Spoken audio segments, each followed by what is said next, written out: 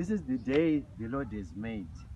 I shall rejoice and be glad in it. Ladies and gentlemen, welcome to my channel. Aiwanda tanga nekutenda Mwari. The greatest gift yatakapuwa naMwari, kumuka kwataita nhasi. Sometimes we think kuti it's our right kuti tamuka, but inyasha dzaMwari havazi vese vawana zuva ranhasi. Saka let's always be grateful every morning when you wake up, every night when you go to sleep, because it's the greatest gift from God. Anyway, thank you guys. I really appreciate your support. Invite friends, relatives, and workmates, support and subscribe to Mbudzi Yadhura channel. Nhasi ndauya ndine mubvunzo. This question ndiri kubvunza isu ma-Christians.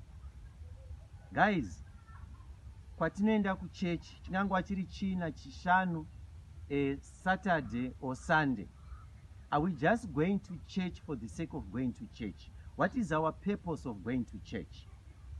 Naiwe chikomana, are you going to church because you are a musician? Hauna gitare, kuchechi ndo kune gitare raunogona kuridza mahara. Kwa iwe musikana, are you going to church because watamba maningi panyika? Nguva yekuroorwa yakwana, wakufunga kuti kuchechi ndo kune vakomana vanorora. Kwa ime amai, are you going to church because muda kuti pamunofirwa paite chaunga, muri kutsvaga vanozokuvigai here? Ko imi nhai baba, muri kuenda kuchechi kunonamata Mwari here kana kuti muda kuvharidzira zvamakabata zvavakupedza dzinza? Nhai vanhu vaMwari, tiri kufoma masangano kutsvaga Mwari here, kutsvaga masozi mimba yaMwari here, kana kuti tiri kufoma masangano for our own purpose? Is it for the glory of God? Vamwe vava kutsvaga urombwa kuti ndiwane vanhu vakawanda, ogozowana mari yakawanda, ogowana mbiri. Zvina Mwari mukati here?